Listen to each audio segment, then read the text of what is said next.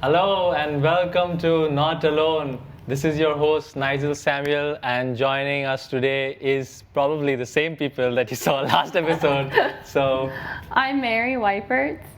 I'm Maria Centeno. And I'm Maria Joseph. so we have our guest once again with us joining us. So, kind of a feedback from the previous episode that we had. Maria is an Indian, and so am I, but I don't look so much, or maybe I do. I sound, definitely. Definitely. And you guys are from somewhere. I'm joking. Okay, so today we are going to talk about family life. And before we talk about family life, we would like to share about our own families. So, Maria, could you tell me something about your own family? Yes, so my dad is a carpenter and my mom cleans houses, and I have 4 siblings, but I only lived with one my whole life. Wow. That's beautiful. Yeah. Maria? So I'm an only child, and I was brought up by a single mom. But despite that, God blessed me with so many different family friends who I can call my own, and I love them like my own brothers and sisters. That's so beautiful. Mary? Okay, I'm like the complete opposite. I have 8 siblings, so 9 kids in all. And then I'm from Wyoming, so obviously like we're always outside and stuff. Very close to my family. My parents are still together, so we do a lot with them, which is a blessing, too. So. That's amazing. Yeah. Also, a little bit about my own family. My family is back in India, and I have a mom and a dad, of course. That's how I came to this world. And I have a brother, just one sibling, and he's married, and they're going to have a baby this August, so pray for them. Yes, thank you so much. I'm going to be uncle, going older and older day by day. All right, so we all come from different families. Like I have just one sibling. You have 4 4, siblings. but you live with one. Yes, exactly. You have 8 siblings whom you have lived with your whole life. Yes. And yeah, you are sadly. alone. So before we go to 8 siblings, I want to just ask Maria, how was it like in a family being the only child? Did you feel loved, like the center, or did you feel like just generally? Yeah. Like your mother's watching this, so be sure to what you say. That's where I'm a little nervous. Hi, Mom. So one thing I will say is that growing up, I had lots and lots of attention. Like Spoiled. Yeah, I was very spoiled. Like people would say that I was spoiled. And looking back, I know that I was spoiled. Yeah.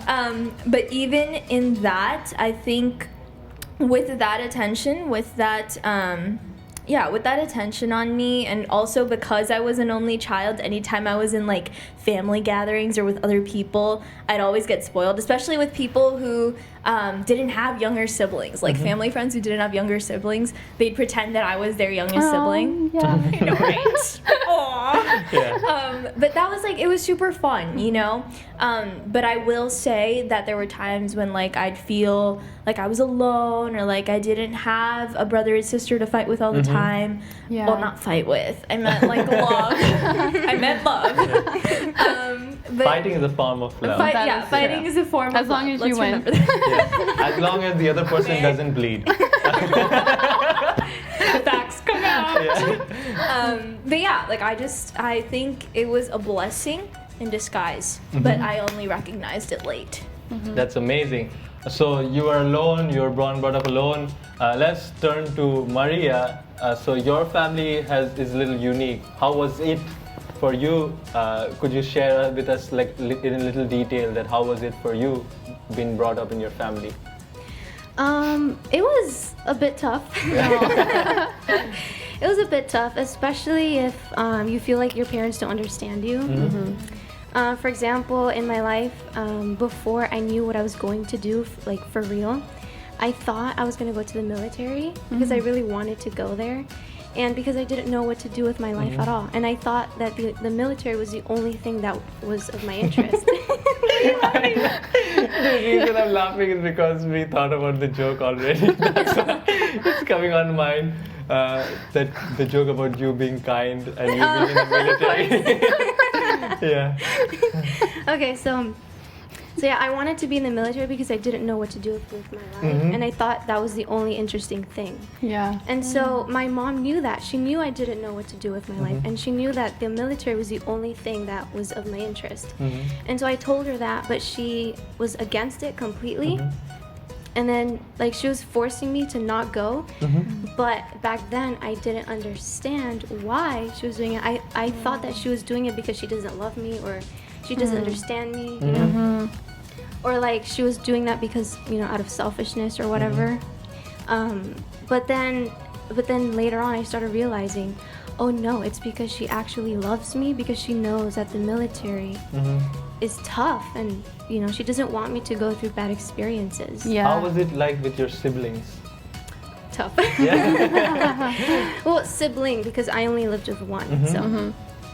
She's 4 years older than me, so we didn't really get along that well. So yeah, you know, it's normal. Yeah, sibling rivalry. All right, that's beautiful, Maria. Thank you for sharing Yeah. so honestly. That requires a So lot of courage. relatable. Yeah. Yeah. Well, now we come to Mary, who has the biggest family out here, who can say she's more Catholic than all of us. No, that's a joke. I have a worse But yeah. temper. Yeah, so how was it, you being brought Yeah. up in a big family? It was actually probably the opposite of yours, because there were so many of us. Mom and Dad were excited for me to leave. They're like, go. Oh my goodness. Because I have 5 younger siblings and 4 of them are boys, so obviously the house is crazy right now. You know, they're all like running around and doing whatever. But I think like one of the hardest things for me was probably just like being forgotten in a way, because there were so many of us, and Mom and Dad did so well like balancing. But I kind of thought, like, especially when I was younger, like in high school and stuff, that they like didn't focus on me enough, which now I see like obviously they did, but it was hard at the time, just because like all of us would like fight for their attention and like for each other's attention, because it's like, oh, you all kind of pair up because there are so many of you, so you have like different pairs, so like you're kind of fighting to belong in your own family, which sounds weird. Which is kind of, I've never experienced that, because I came up in like, I'm the youngest in my family, so I always felt like my brother felt that my mom and dad used to let me do whatever I wanted to do, but at a very young age he had to do things that were more responsible, whereas me, I could just enjoy my life, and my mom and dad were cool with it.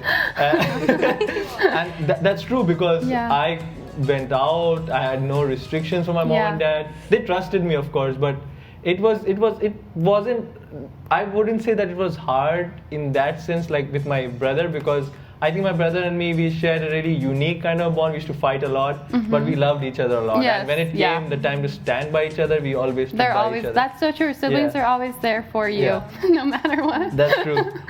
So we know our relationships with our siblings, and we know the hardness, that how it was, how hard what was it to be with them. But I also want to like let our viewers know, especially why we're talking about our families, is because we all come from different kind of families, and maybe you can relate to one kind of family. Yeah. And the point is that when you relate to this kind of family, it might help you in your personal life, especially the relationship with your siblings, how you grow up.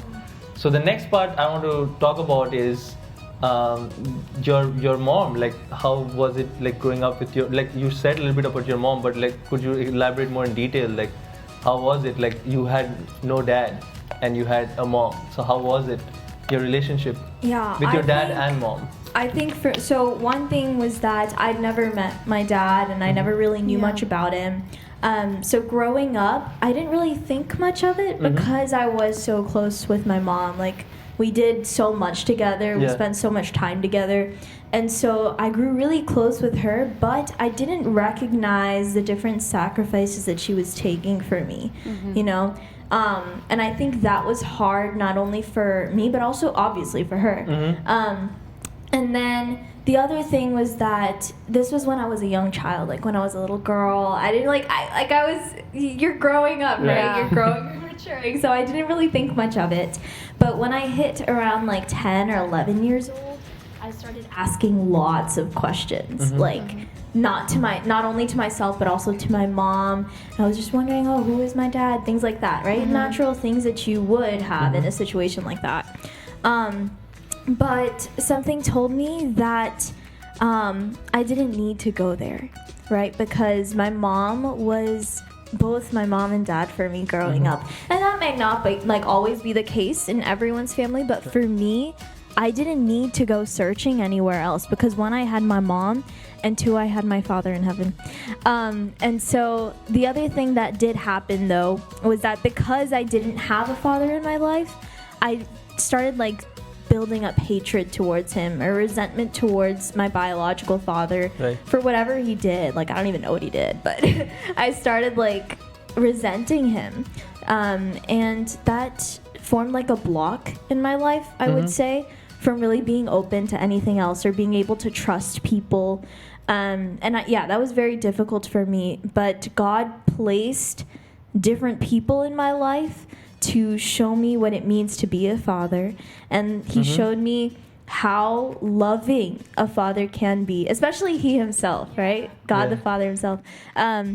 And on top of that, he showed me that even if I don't have a father here on earth in my life, I have him.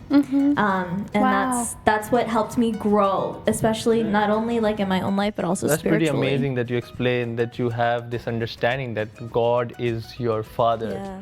But I'm sure that before you had that understanding, it was really hard to really, because there was like a question mark in your life and like a role of a man in your life. And I know that was like really hard.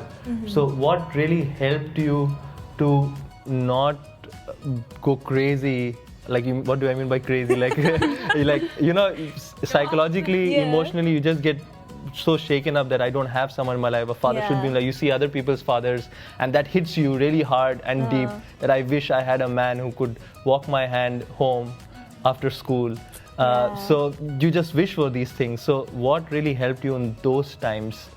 So one thing when you had no relationship with like God, I'm sure you didn't have like all the time. Of course. I think for me, when I was much younger, and this might not, obviously it might not be the case for everyone, but for me, my grandpa, I was really close with him. So he's in India, but he came to the U.S. when I was younger for long periods of time, for like 6 months or something. And I grew very close with him. But I will say that after he went back to India, I felt like I had like an absence in my life because he was the one who would come and like walk around with me, watch me ride my bike, and fun stuff.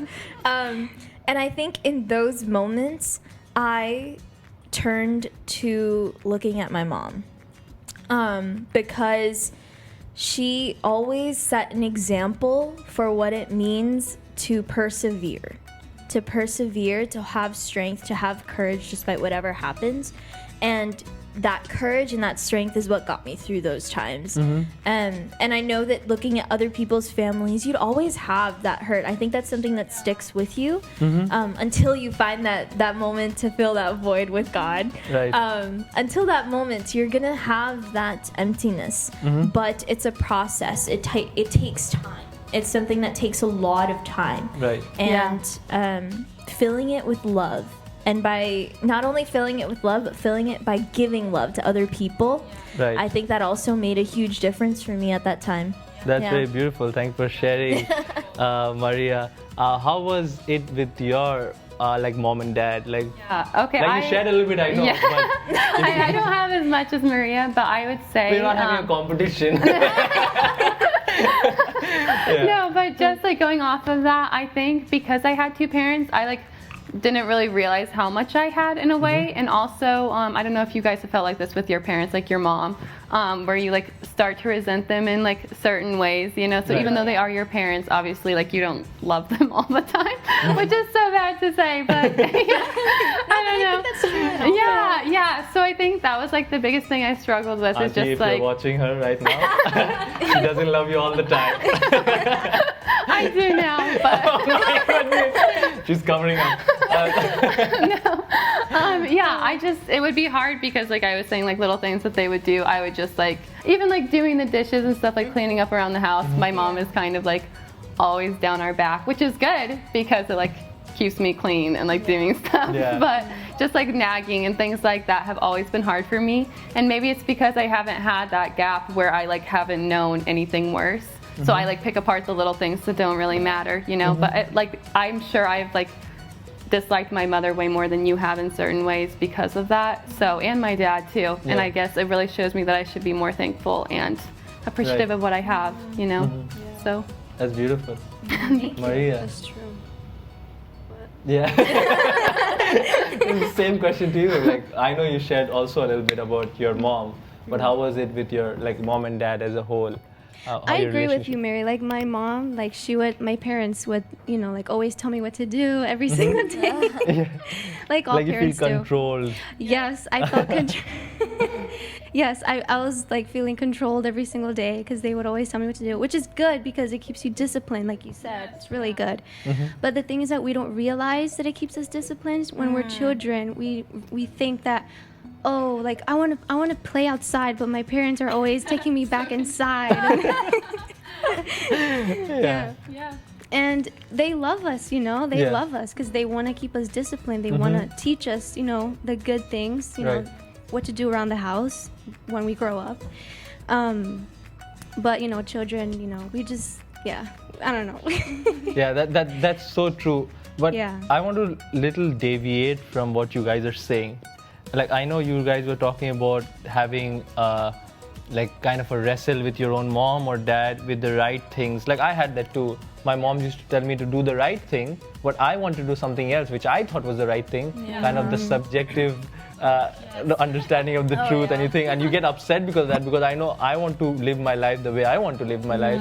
But of course, there's a certain age till where we have to listen to our parents, and then of course our parents should give us the space to make our own life choices. There's a certain age for that. I agree to that. But apart from that, I don't think these are like dishonorable actions by parents, because they're just parenting. Maybe they're not the best parenting, the best approach. Maybe it could be possible. But what about the parents? Maybe you didn't experience that in your personal life, but what are the parents who were dishonorable in your life? Like, our calling as young people, is to love our parents, like to honor them, to respect them. In India, they actually say that in India there's a saying that your mom and dad are gods to you. Like, I know you've heard about that. That your mom and dad are like gods to you. And like, of course, that's a weird understanding in Catholicism, but it's not like literal. It's not literal. It's like more of the honor type, like how we honor our Mother Mary, and but it's a lesser honor, of course. We'll not get into theological stuff because I'll start talking then.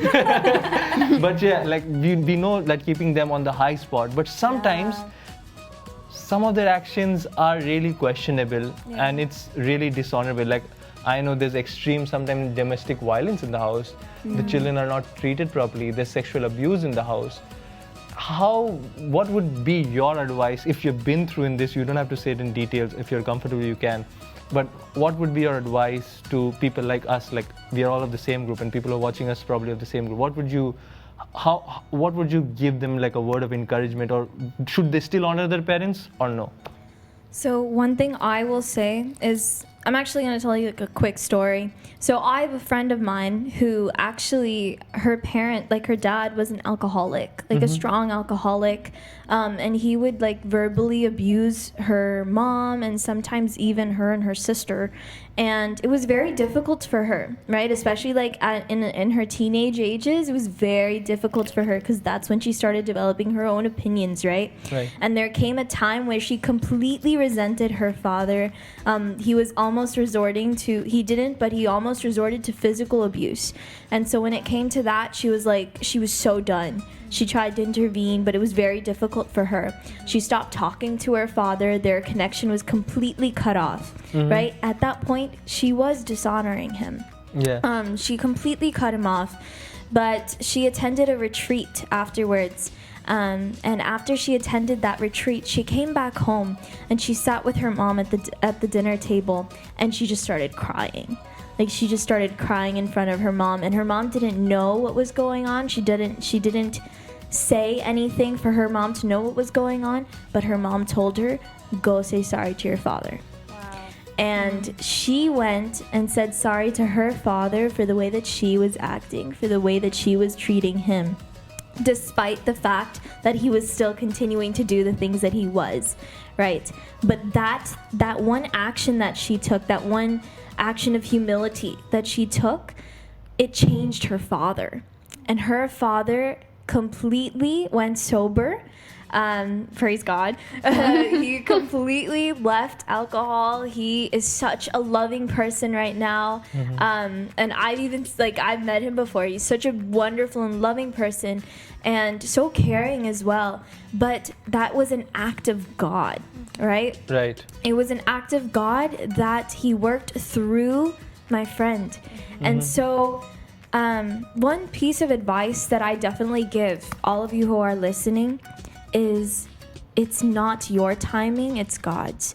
That's the first thing I'd tell you. Second, it's difficult. It is hard to see when our parents are doing so many different things that we might not agree with or that we don't consider honorable at all. But even in those moments, it's important to respect them. Respect them for who they are. Respect them for the things that they have done that you know to be good. Respect them for being a child of God. I think that's what's most important. And even if it's hard, persevere, have courage, and pray for them. And I think that's forgiveness. Yeah. That's the biggest part. I just want to say something. Sorry for interrupting you. Like, I have been to retreats and I've heard the same things that you have said. Yeah. But when you have that hatred in your heart and when you have been treated dishonorably, it gets so difficult that all of these words of encouragement does not penetrate at all. And there are times that you don't even care or you don't even want to listen because you know that's kind of an idealistic understanding of what you should do. But when it comes to doing it, it gets really, really difficult. Yes. Yeah. And I know we could give an advice and that's what we could do, but I am also sure that you could never advise enough.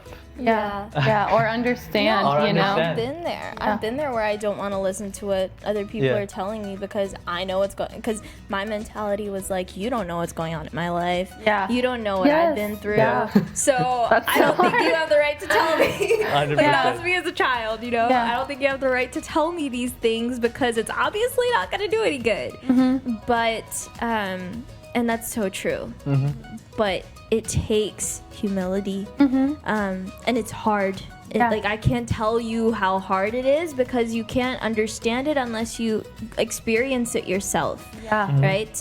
But once you take that moment of humility, and it only comes when you're open to it, when you actually open the door of your heart to accept whatever anyone's telling you, that's the moment that you actually make a difference. That's the Well, moment that you're able to make a difference. Yeah, and can I add, like you were saying, God's time? I totally agree with that, and I didn't even think about it. But I think that's true where sometimes you're like, I should be able to do this, you know, even though it is hard. But like you have all the right intentions in your heart. It's just very hard for you to get over that.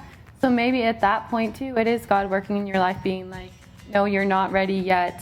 Let me do this myself, Let me you know, work. through you. Yeah. So you just have to keep trying, like don't give up. But sometimes you do have to just keep trying and let him do everything else, you know? Yeah, and it's also important to know that the reason that parents treat us that way can be because they were wounded in their own childhood. Yeah. Their parents treated them that way, and so they receive all of that and they give all of that because you can only give what you receive, you know? So if you receive lots of hatred from your parents, then you will do the same, you know, for other people. But I still honestly feel that is unjust. It's unjust Yes. for young people to give that love to their parents where they should be receiving it from their family. In a way, it's unjust because we weren't prepared. They have the life experiences. I'm sure they were hurt. I'm sure they were things. But I'm just talking like as a young person. You know, I'm trying to say like This is what We were- people would yeah. say though. yeah, Yeah. this is what Young people would say, people and this is to a certain extent, I do feel that it's just unjust to put this kind of a burden on a young person with our encouragement or advices by saying that no matter how much they dishonor you, you're still supposed to respect them. And stay. I don't. That's so crazy for us to do that. But then what else could we do? I don't see another reasonable option here also than to have hope, because at the end of the day, when things just seem like it's impossible, God is possible. Like Maria was saying in the story of that girl. And I think all of us, like Mary saying that you could take back, right? But what she was saying about the story of the girl, that God's timing, when us is impossible, but God is possible. And I think this all comes with an idealistic understanding, and this brokenness comes because we think that a family should be a certain kind. But before we go into that, we're going to have a short break and we're going to come back and talk about idealistic families and our broken families, and maybe receive some calls. And if you feel called to, you can call us. So see you in a bit. Hi, my name is Seth, and I just wanted to share a little bit about my family and my upbringing and life as a Catholic individual. So I think the thing that stands out to me most just with my family is it's really cool to see how our love has lasted even when my brother is over on the East Coast and I'm over at the West Coast and my parents are at home, and just when we're all far away, we still have that love for each other that kind of withstands the test of time and distance. And I think the reason for that truly is the Catholic upbringing that my parents gave me. I was homeschooled starting from 4th grade until high school, and just those years of formation spent at home learning about God and the faith and Christ and growing in virtue with my brother alongside me, and even with my parents as they were learning themselves. I think just going through all of that together was something that changed my life and really has been a foundation for the man that I am and the faith that I have. It allowed us to spend a lot of time together, so we were able to take trips together, or even like spend a rainy day together, or just do things together. Like everything was done with each other. That time spent for me just really meant a lot, and was something I really appreciated. I think I remember even coming home after being in college for a while and sitting down with my parents at the campfire, just like our fire outside, and just really appreciating all that they had done for me, and as far as growing up in the faith, and just being with me and being with their children. I really appreciated that, and it formed me. It really did. Looking back at it too, I definitely think there were struggles. It's not something that's always easy. There was a lot of tears in homeschooling that I can remember. And not saying that all of them were for me, but just the hardships, I think, are there to help grow in love. And there's something that, when they are withstood and when you come out on the other end of them, I think, they just make the relationships even stronger. And so I definitely will model the way that I, bring my kids up in the faith and the Catholic upbringing that I want for my family based on what my parents did. Just really growing in love and growing in virtue together, all having the same goal of knowing and loving and serving God. And I think when you're a family doing that, combined with, nightly praying the rosary that we did, or just praying together, doing things together, really helps us to stay together even when we're far away, even when we haven't seen each other in a long time. And it makes those moments when we do, even more special.